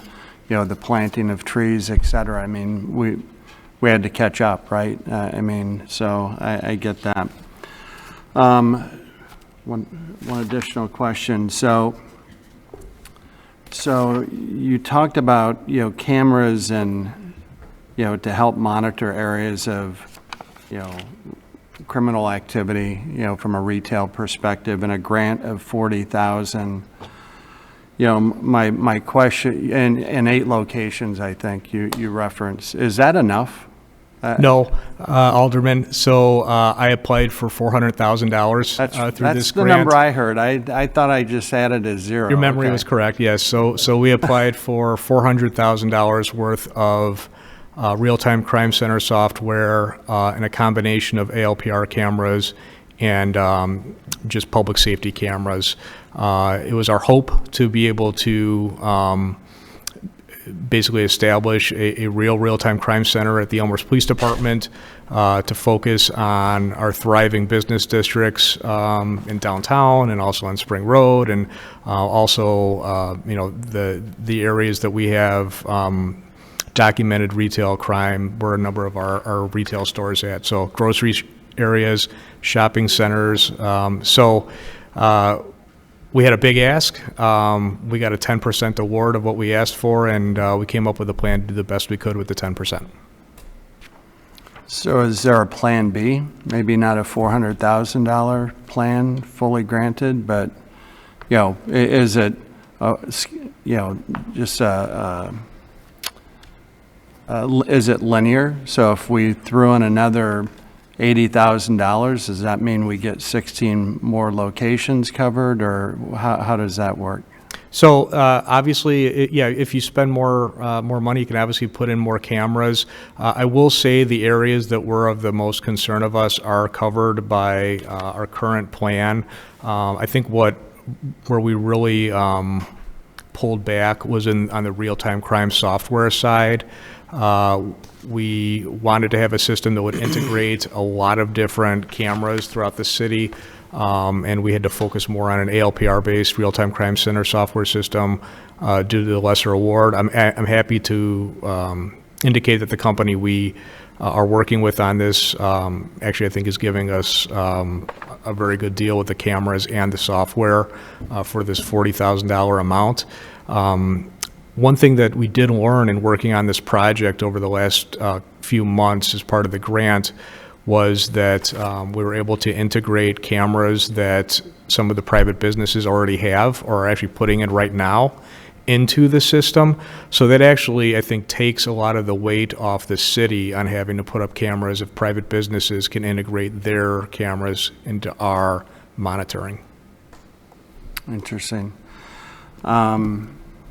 Can I ask for a circle back? I would like to, is there a modest alternative addition that we could make here to potentially expedite the efficiency of this technology? Because I think the statistics would show that what we're trying to do here is to decrease the amount of activity that we're seeing in these areas, and not saying that, the rest on the dais support this, but I think it's something that we should at least, contemplate. I guess, Alderman, I would add that I think the big context of our ALPR program in Elmhurst is that the city has already established a very strong geofenced ALPR network. For the most part, every entrance and exit to our town is covered by an ALPR camera, and that allows us to be very proactive in responding to crimes, whether they be retail crime-based or any other offense. What we're actually looking to do is get a closer foothold from that border camera placement to actual areas, a little tighter area where crimes do occur at specific retail shopping centers. This I think supplements that larger geofenced camera system that we have of approximately 50 cameras covering the entrances and exits to town. Okay. We were probably we were on the cutting edge, and we probably have more. When I go to these DMMC meetings, and they're talking about, we're getting these LPRs. I'm like, yeah, I've heard about them. I mean, we've had them for like 5 years, but I think we have a pretty rich network. But it's a Yeah. Good circle back. Can I ask one last question? Sorry. So I'm on the same page, 2-47. So the under building improvements, it's really more of a design for a new police station. I'm struggling with how we do that without understanding where it might be, et cetera, et cetera. So I guess, when would an RFP go out for this? I mean, how do we go about that? I think there are a lot of dependencies that need to occur for this spend to occur in 2024. If I can answer, Alderman. So we've been working with an architect on space study and trying to tweak options that we can bring back to the Public Affairs and Safety Committee, which we plan to do actually at next week's meeting, to continue that discussion. If you recall, the last discussion that we had was more complicated in that it wrapped in the idea of possibly designing a new city hall into that. And so those are the ideas and concepts that we'll explore with the committee next week. Starting next week, we anticipate that to be a significant conversation. Sounds great. Thank you. Alderman Toludo? I know we're past our time, and I'm definitely yawning, but we'll forge ahead and finish police, I think. We're going to finish police. Okay. All right. So I have a lot of concern for the safety of Elmhurst residents and our police officers with what I've also noticed is this growing trend of the pursuits.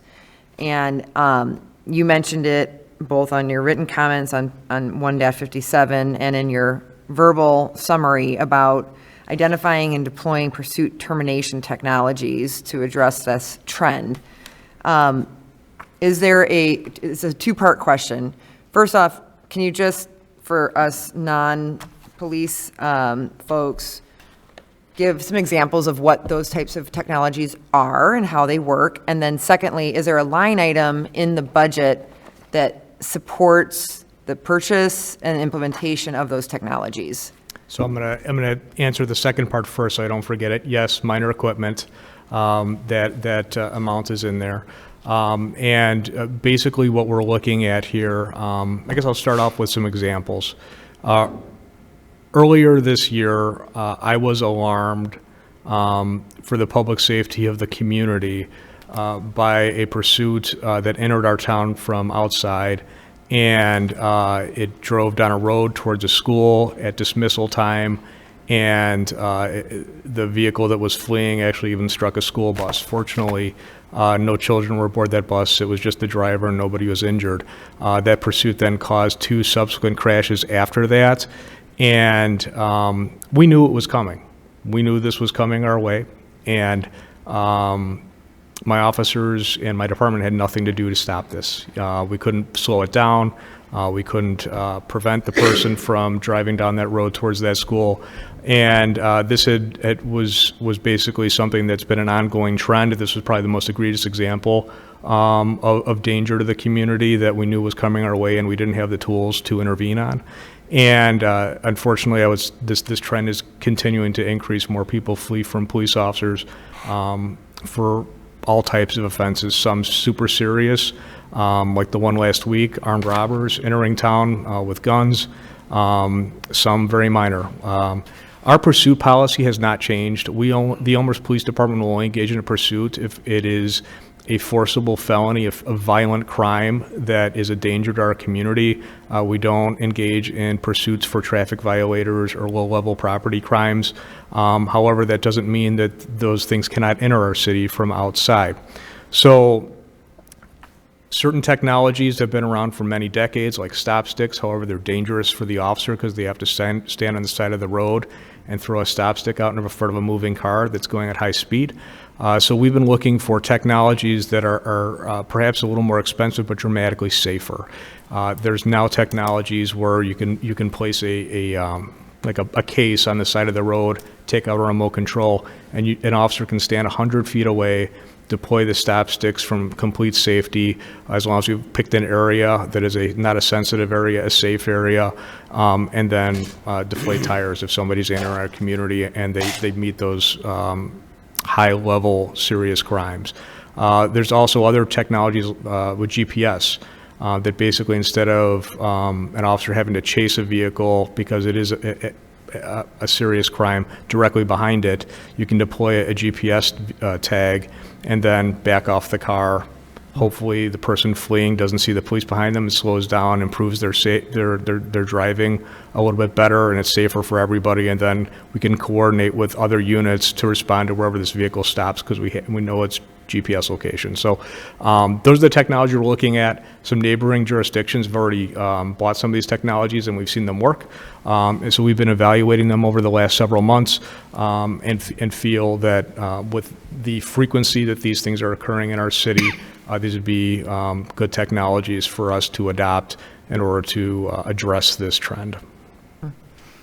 Just a follow-up then. And so with the budget and minor equipment, that 50,000 is enough to cover those needs if and when you have fully vetted them and deemed them appropriate?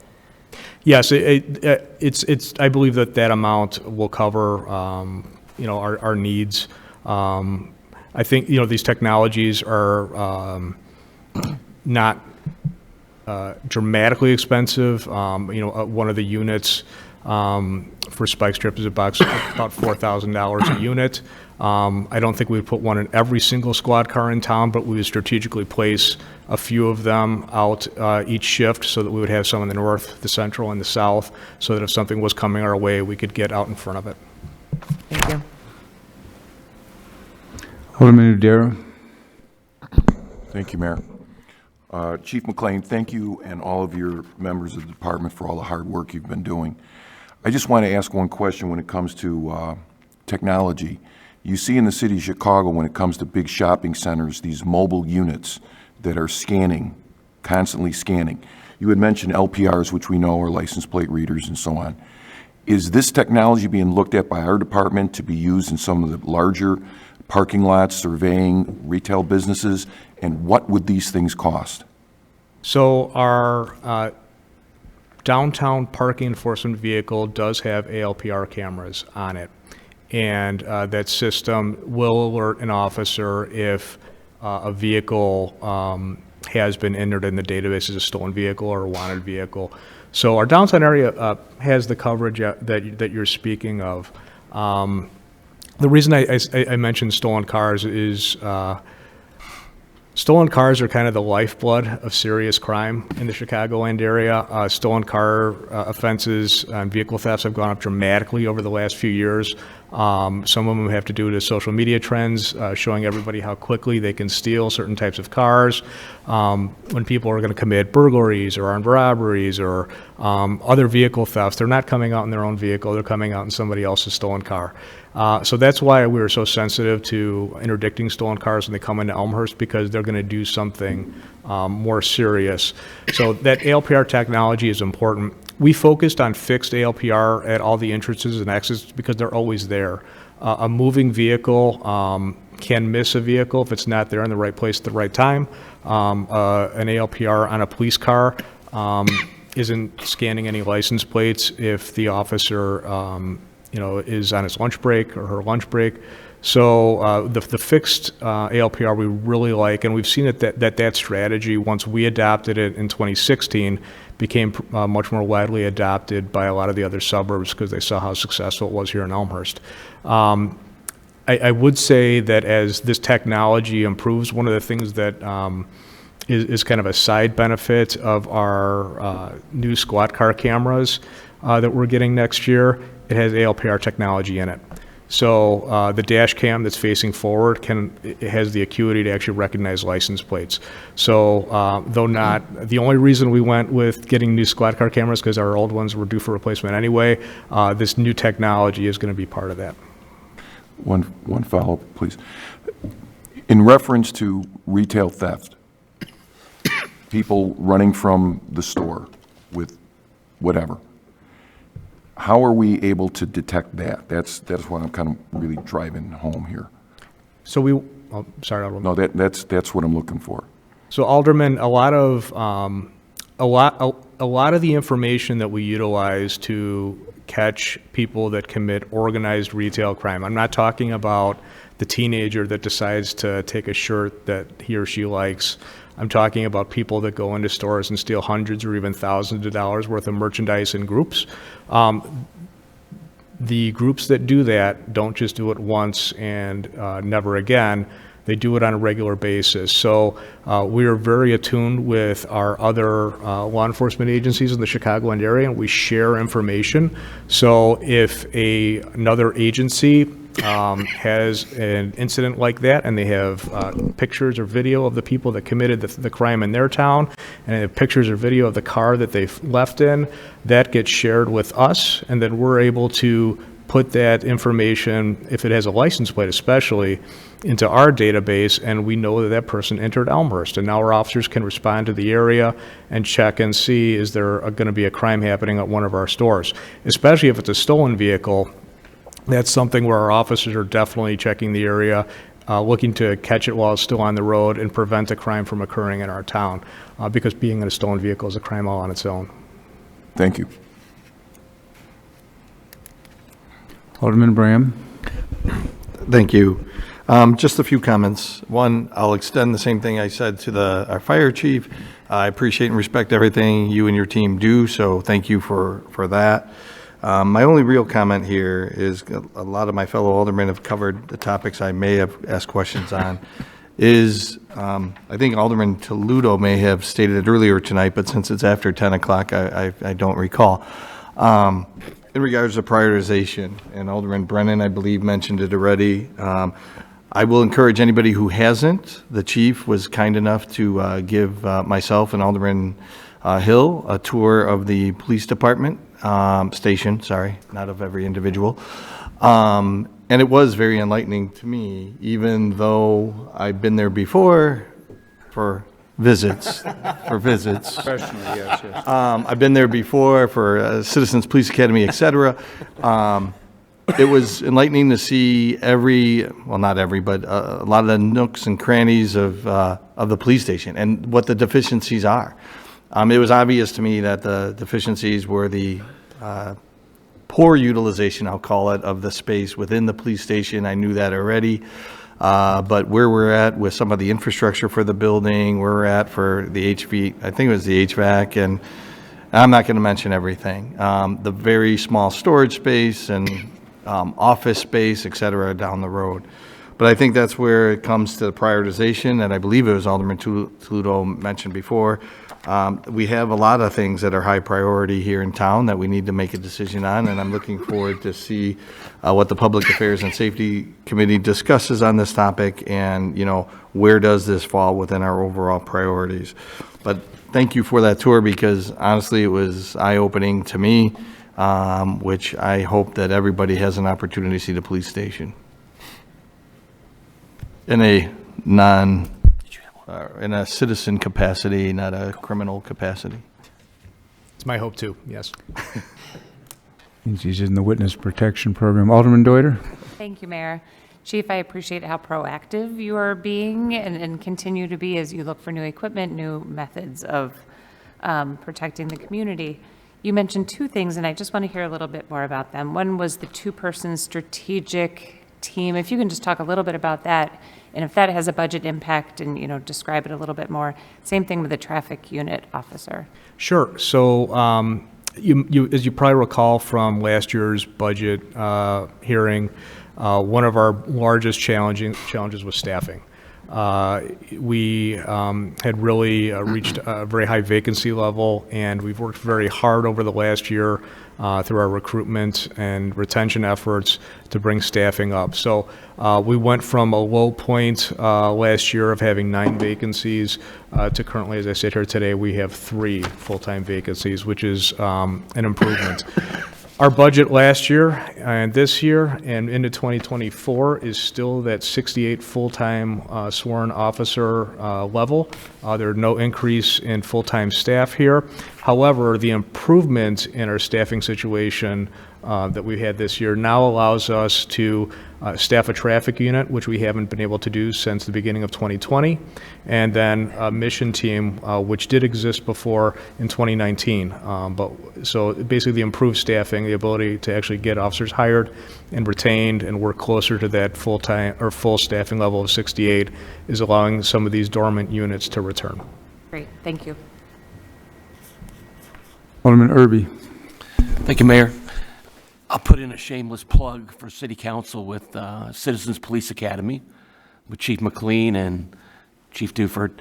That was a eye-opening and educational, and if you haven't done it here on City Council, you should. The ride-alongs, the information I gathered from Chief McLean's staff and Chief Duford's staff was invaluable. They are one of the most well-oiled machines I've ever seen, where they can arrive at an accident and don't even have to communicate with each other. They already know what to do because they're that good. They make an NFL team on the football field look like child's play. They don't even have to call an audible. They just arrive, and a team of 5 police officers can know exactly what to do and put the incident out pretty quick. It's amazing. My question, on the KEBs for the cars, this could be a circle back, page 246, 570, 600 vehicles. You've got 7, let's just call it 794 and 611 rounded for 2024-25 proposed for vehicles. I'm showing 5 cars in each year, and wonder if you guys could circle back and give me the PD numbers that you have in those numbers. For Alderman, for 2025 or 2026? Both 2024 and 2025. So if you look at KEB, page 101, the PD numbers are on the far left column. Under vehicle number. Okay. So as an example, the first 2 vehicles in 2024 for replacement are PD1. Chief, you want to PD2. repeat the KEB page again for the... It's KEB, page 101.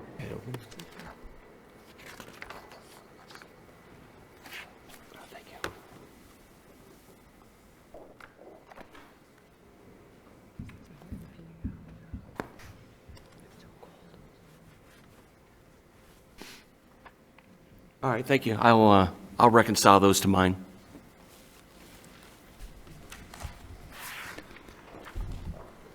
City Treasurer. So the vacancies you just mentioned, the 3 vacancies, is that in addition to the traffic team and the strategic mission team? Is that 7 total you're looking to fill to go from 8.6 million estimated 23 to the 9.3 proposed? Is that 7 total people?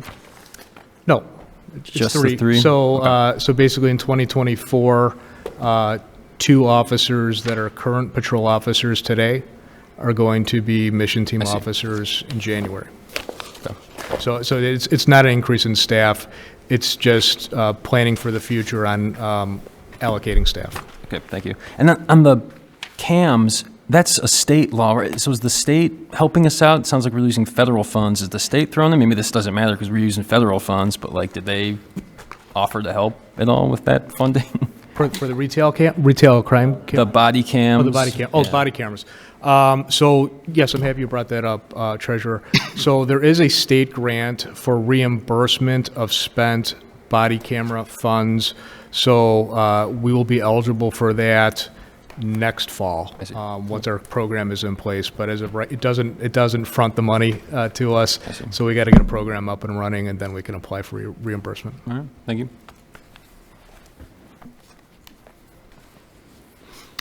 All right.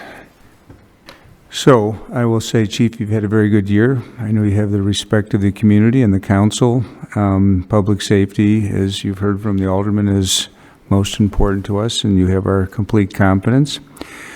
I'm sorry we went after 10 o'clock, but We're on target to finish the budget sometime this year. That's good news. So without further ado, may I have a motion to adjourn? Alderman Schenkel with a motion, Alderman Park with a second. All in favor say aye. Oh, I'm sorry, we have to do, we still have Alderman Jensen on there? I'm still here. Yeah, so we have to do a roll call.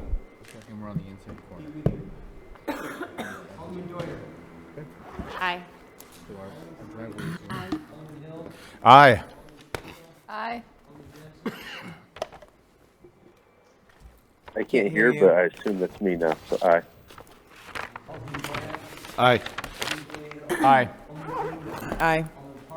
Aye. Aye. Aye. Aye. No, just kidding. Aye. You stay. Aye. 14 aye, 14 aye. 14 ayes, we are adjourned. Thank you all. Moving there, I guess.